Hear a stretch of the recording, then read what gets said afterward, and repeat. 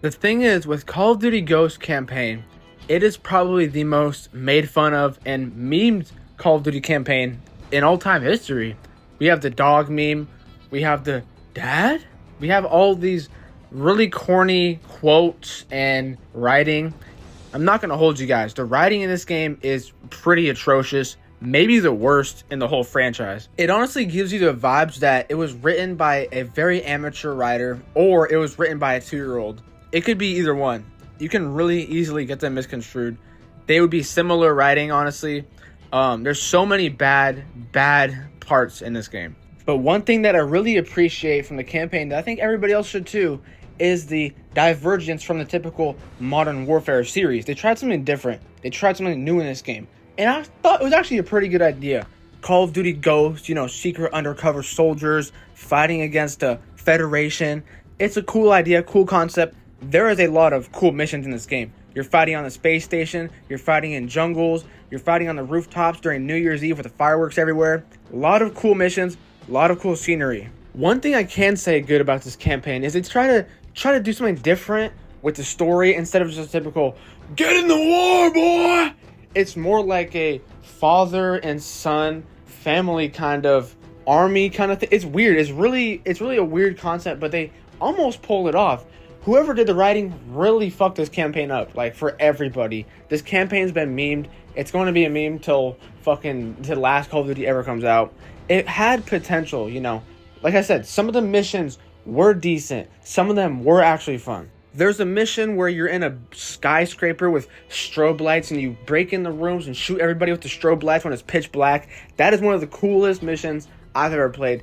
Just like this mission right here. It's the first one in the game, but you're on a space station looking down at the Earth and shit starts going down. This is also a very, very fun mission. Even though the gameplay can be lacking from time to time, the scenery pulls you in and makes you feel immersed in the game. Like this spot right here, tell me how you couldn't be immersed from playing this. When I first played this, man, this was one of the best Call of Duty missions that's been out by far. But it just falls apart from the writing time and time again. Like you think it's going good, and then he says something like, "Dad, you're a ghost?" Boom, kills your whole immersion, gone. It's laughable sometimes. This campaign is centered around two brothers and a dad, Logan, Hesh, and Elias. It's an interesting take. Then you go to get this enemy. What's his name? Rourke. And now Rourke is basically the previous part of the group of the Call of Duty Ghosts, per se. He was a part of the original group of Ghosts that Elias was in until Elias supposedly, allegedly betrayed him by letting him fall into flooding water. Let me say that again. He let him fall into flooding water. That is the main plot point to why Elias and Rourke are enemies and why Rourke is the main villain of the game. It's pretty silly. It's pretty fucking ridiculous. That's probably one of the worst reasons for a villain being so evil that I've ever seen in a Call of Duty game. The most ridiculous and outlandish one. Because at the time, he didn't really want him to fall in the water, but he had no choice. It was him die or it was everybody die. He had to let him go into the water. And so now he's an evil guy, and he wants to kill all the ghosts. That's basically how the story goes. Now Rourke wants to kill all of the ghosts, including his sons, including anybody that's a ghost, because they betrayed him by letting him fall into the water. It's really stupid. It's really corny. But when you look past that, Rourke himself isn't actually a bad villain. I think his writing was some of the much more well done writing compared to the main characters, because for some reason the main characters always feel the need to say some corny ass lines. Your dad's mine now, boy. That's not your dad, that's my dad. Again, just terrible writing. That is the main downfall of this campaign over and over again. Like I said, right? It's a decent story, decent enough characters. My favorite character, honestly, is the main character because he doesn't speak. So it kind of destroys any chance of bad writing. It's just you're playing as him. But for the most part, the rest of the campaign's actually decent. If you just ignore the story in a whole. Like, really, if you just ignore the shit out of the story. And from the beginning to the end, you can kind of see the story developing into what's going to be a cliffhanger. It kind of feels like that towards the middle of the game, honestly, which is kind of weird, but it was a little bit predictable for me. And of course, at the end of the game, You think that you kill Rourke underwater. You shoot him with the 44 Magnum, end up also almost killing your brother in the same shot. But you think you killed him. You go back to the shore, and you're pretty much good. But guess what? Nope. He comes out of nowhere. He grabs you. Your brother's screaming, Logan, no. And then, boom, the credits roll, which is a pretty interesting cliffhanger. I don't think Call of Duty has ever had a cliffhanger before. And on one side, it was a good idea. It was kind of creative, kind of interesting to have that cliffhanger. It was pretty tense, to be honest. But on the other side, they never continued that story because the game got so much backlash that they never got to actually fulfill the story at all. And I would be pretty interested to see what happened. I think that would be pretty cool. Like, I hope it wouldn't be just like, okay, the first mission, we go and rescue him, and then boom, he's back on our team now, same story again. I hope it's not what it would be. I think it'd be more interesting if, okay, we're going to go rescue him for the whole game pretty much, and he's turned to the other side. Maybe he's brainwashed, and now he's fighting for the other side. He's not a ghost anymore. We have to save him or brainwash him, or maybe he's the next villain of the game. That would be amazing. And as you guys know, there's leaks that Call of Duty Ghosts 2 will be coming out in a few years from now, which could be a possibility of happening.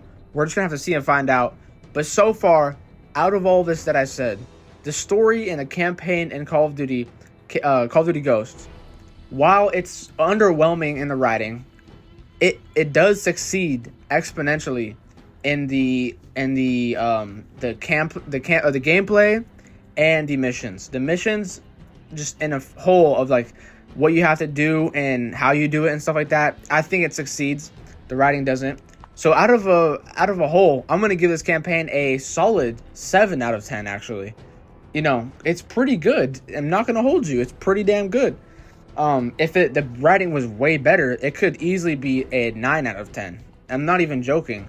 For a Infinite Warfare campaign, which I don't think Infinite Warfare is as skilled with story writing or character development as, let's say, Treyarch games, they did a pretty good job so far with the idea and the plot. But the characters just didn't really do too much. So it kind of holds on to the gameplay and the missions in a whole to keep it going. So 7 out of 10 for Call of Duty Ghosts campaign. That's my final rating on it after 13 or 10 years of it being out.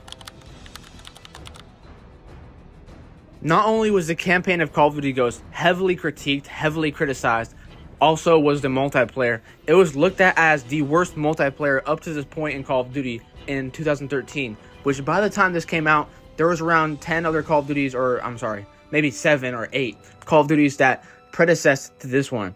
And while this Call of Duty does get a lot of hate for its multiplayer, just because of the maps not being very good, the colors not being very good, the guns not being very interesting, the kill streaks being very underwhelming, a lot of things that people critique about this game, although I will say, looking back at it, while also I was playing this game when I was around 13 or 14, actually no, I was 11. When I played this game, I still had so much fun. Like, not as fun as Modern Warfare 3, the original, but I still had almost as much fun.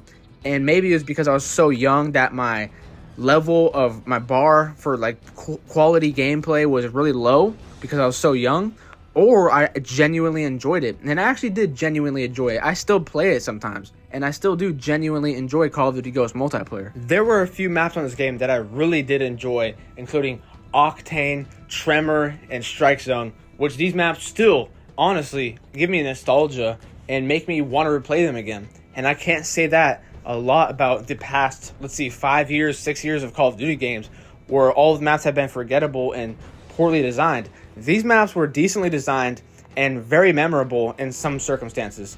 Like I just said, well, this map, for example, that you're seeing right now, is called, what is it? What the hell is this one called? I don't even remember. It's called Tower Fall or fucking Free Fall. Oh, Free Fall, that's what it was. You got this from pre-ordering the game and basically getting this map, which would later to be released for free, obviously. This map was kind of terrible, I'm not going to lie. But the maps in general were not that bad in the multiplayer. The guns in general were not that bad either, I think. And the customization in Ghost multiplayer was some of the best we've ever had in the Call of Duty game. In fact, all of the customization was free. All you had to do was do challenges, win certain games, play with your clans. Because back then, this is when they had like competitive clan multiplayer modes. and that was so much fun. You can get really cool customization gear items from playing ranked with your clans. Not only was it all free, but the customization was very deep, and it did look really cool. You could change your boots, your helmet, your outfit. You can make your own characters. Like, you can make multiple different characters. Everything you can make. You could be a girl or a guy, which I don't give a fuck about. I think it should be guys. But okay, that's sexist. Whoa, calm down, buddy. Anyways, this was a very good take on customization, and we haven't seen it from that point to that, like from the old games to that point. And even nowadays, we haven't seen that kind of customization come back into these games at all without buying something, without purchasing. Nowadays, you can't really change your character into something cool without buying a $30 bundle, which is very disappointing. And that's another reason why I praise the customization in Ghost multiplayer. Another fantastic thing that this game did, no other Call of Duty game ever did, was the perk system. Now, the perk system was super interesting, and it really changed up your gameplay in terms of your created class. So this time around in Call of Duty Ghosts, instead of just choosing 3 perks, your perk 1, perk 2, perk 3, you have a list of many different perks and a bunch we haven't seen ever before in Call of Duty. And each perk holds a different kind of value. Some are super powerful, super, over powerful. Some of them are not as powerful and not as useful. But the ones that are not as useful cost less in terms of applying a perk to your class. So there wasn't a set amount of perks that you could have. Instead, this time around, there was a set value of what kind of perks you're carrying. So the stronger perks that you have, you could probably only get like 3 or 4 or 5 of them if they were very strong perks. If you had the weaker perks, you could get up to like 10 or 11 of them. If you want to go somewhere in the middle, get a few strong ones, get a few minor ones, then boom, you could just be right in the middle and max out your value. That was a fantastic idea. They should have brought that back over and over again. That should have been the staple to perks in Call of Duty from then point on, because that was just an amazing idea. I think Scavenger was one of the stronger perks where it costs more to have. Basically, Scavenger, you kill someone, you pick up the ammo, and it goes throughout the whole game. That's a very strong perk. And there's other perks, like, what was it, like aiming faster or like sprint to fire faster on marksman or whatever. That one was a little bit of a weaker perk. So you could get the weaker ones, you could go all weaker, or you can go all stronger. Either way, so much customization in terms of the perks instead of just choosing perk 1, perk 2, perk 3, where this time everybody would have a different setup. It was very rare to see people running the same exact perks every game. Like, you would never really see it. Everybody has their different preferences and different decisions that they have to make. While on one end, do you want to run faster, or do you want to pick up more ammo? Or do you want to see people's footsteps on the ground, or do you want to be invisible on the mini map? So many different substitutions, so many different choices in the perk system. It was absolutely brilliant. I don't know why they never brought it back. And just in the whole, it doesn't even matter if the game, fuck this game sucks, Call of Duty Ghosts sucks. That perk system bumps it up a lot. It really bumps up my decision on ranking the multiplayer a lot, because that's how fun it was. Now, there was something really stupid in this game, which was the kill streaks. The kill streaks were absolute dog shit. I remember there was one called like the Night Owl or something. It's basically this little drone you fly around and you tag people. But it wasn't like the recon drone from the original Modern Warfare 3, which was cool. This one was just lame as hell. It was like a little freaking balloon and you fly it around. It's just trash. Nobody's going to use that. Nobody cares. We don't want to tag enemies around the maps as a kill streak. We want powerful kill streaks. And we didn't really get that in Call of Duty Ghosts. Although Call of Duty Ghosts did have the KEM strike, which was basically the Moab strike from the old Modern Warfares, which, you get 25 kills, you call it in, boom, everybody's dead, no shot. But this time around, they changed it even again. This time around, you call in the nuke, it doesn't end the game. It actually destroys the map into a different looking map, which only on one map did it really do, which was Strike Zone. But the rest of the maps, they would have this different color throughout the rest of the game, which was very nice. At least it didn't end the game. But once you get 25 kills, you killing everybody in the lobby.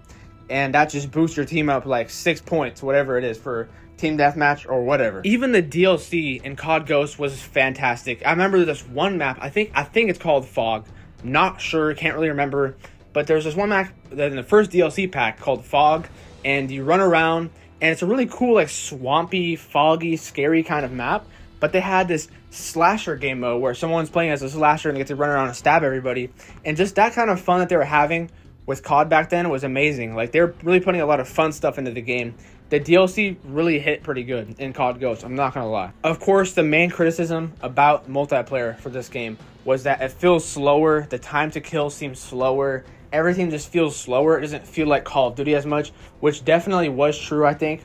I think it definitely was harder to find people in a decent amount of time, and it was definitely harder to have a quick rush gameplay with, just running around and shooting everybody. It was more of a tactical kind of experience and more like a camper's fantasy. That's what people call this game, a game for campers. But besides all that stuff, I'm going to give this COD Ghost multiplayer, and this is an honest take, this is an honest rating, I'm going to give it a 7 out of 10. Especially looking at all of the games that we've had recently, like the Modern Warfare reboot, the Modern Warfare 2 reboot, Vanguard, Call of Duty World War II. All of these games pale in comparison to COD Ghost, which I think COD Ghost did a way better job with a multiplayer, even though it's looked at as one of the worst COD games of all time. Nowadays, I'm pretty sure people have changed their minds about the worst Call of Duty game of all time. It's probably not this one anymore. So I would give it a 7 out of 10. Looking back on it, it was a good experience. Wasn't the best, wasn't the greatest, but it did a above average job. Finally, the third and final game mode for Call of Duty Ghosts was Extinction. And I'm not going to talk about this game mode a lot because I already have a separate video on it, but I have to do this video justice and tell you guys exactly what it was and how it was made. So Extinction was basically meant to be a zombies ripoff, blatantly, period. That's what it was. You could tell that this game mode was, okay, Treyarch making zombies, you guys have to make some crazy third mode to drive in more players and make this game a little bit bigger. And that's why Extinction is very looked down heavily on. It's really not a good game mode. It's not as bad as it could have been, but it's not as good as it could have been either. You could tell that they made this game mode because they had to. It was rushed. There was zero passion at all in this project. I would say damn near zero. I mean, maybe a few developers on it were happy about it to make it or interested in the story, but almost nothing about it tells me that it was made with passion. It was made out of pure order. We have to do this. And the reason I can tell you that is because you play it once, right? All you do for every mission, and there's 4 maps, I think. It's either 4 or there's 5 maps, including the DLC. And every mission is just, okay, move up, kill aliens, drill. Move up, kill aliens, drill. Move up, kill aliens, drill. And then you get a boss fight. That is pretty much the whole concept of the game mode. And I remember when I first played it, I was like, wow, this is actually pretty cool, I was 11 when this came out. Shooting aliens, and they have interesting aliens and stuff like that, and it's cool, you get to kill them and fight them. But then I'm like, dude, we're really just drilling this shit and then moving on. It's just the same thing over and over again. It has absolutely zero replayability. And while I'm glad that they had Extinction in there, instead of, like, someone say, like, survival, okay? Where Modern Warfare 3 and Modern Warfare 2 had survival and Spec Ops, I think it's definitely decently better than Spec Ops. Just barely, it's better than Spec Ops. Because, the aliens, so that's cool. But besides that, it's really just a letdown on what it could have been. If this was just made to be round-based aliens, instead of, all right, we got to drill this and drill that, and it's really bland, really boring, and honestly, it's pretty much a snooze fest to play for your second time. If you're playing it for a second time, it's absolutely a snooze fest. I don't know how you have fun doing it. I don't know how anybody could have fun doing it. I definitely didn't have fun doing it my second time. Of course, it took me a few tries to beat it the first times, because unlike zombies, Black Ops Zombies, you don't really have perks and you don't really have wonder weapons like that. They do have one-offs of that, pretty much knockoffs, but it's not the same thing. You're not nowhere as powerful as in Zombies, and it's nowhere as challenging or fun as Zombies was. It's basically just a Zombies ripoff. While I do applaud them for trying something new and making aliens instead of zombies, I do applaud them for that. They really did miss the mark with it, and they really dropped the ball on what they could have done and what could have been. I'm telling you, if it was round-based, or at least if it was objectively based, make it pretty much, replayable. This has zero replayability. Like, if I had to give it 1 out of 10 in terms of replayability, it's absolutely a 0. It doesn't even hit the 1. No chance it hits the 1. Because you're just doing 3 tasks every single game. There's no different way to do it, It's all linear. There's no alternate routes. There's no alternate objectives, alternate endings. There's none of that. It's just drill, kill aliens, which, it could be fun to the casual gamer, I guess. But to somebody who like spends $70 and wants to have like a fun third game mode that wants to play it over and over again, it's definitely not that. And it gets clowned on and made fun of a lot, even up to now. I mean, when it first came out, it was pretty clowned. Now it just gets absolutely shit on. Because, it really did have potential. The aliens were pretty cool models. The story was not good at all, but at least the gameplay was decently fun. That's what I'm saying. The gameplay was decently fun besides the stupid objectives. That's the problem with it. And if it just had better objectives or was round-based entirely, it could have been an absolute gem. It could have been Infinite Warfare's version of the zombies mode without directly copying them, which pretty much they are, but basically reskinning it with aliens. Hell, that'll keep some people engaged. That'll keep me interested. Aliens instead of zombies, you have a lot of different concepts and ideas you could do with that, but they didn't really do anything with it. They just kind of did it once. Everybody hated Call of Duty Ghosts, so they never did Extinctions ever again. Which I don't blame them. It was a good idea, but horrible execution. I don't know who greenlit it. I don't know who greenlit the concept in general of the objectives, but whoever did is an absolute idiot moron.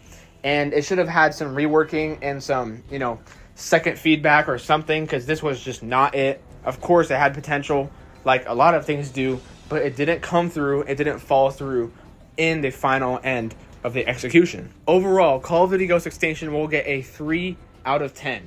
Now, the reason it gets a 3, because, people like to give ratings but not explain it. It gets a 3 because for the first time, it is fun. The first time, it actually is fun. The second time, it may be fun. Not to me, it wasn't, but it can be.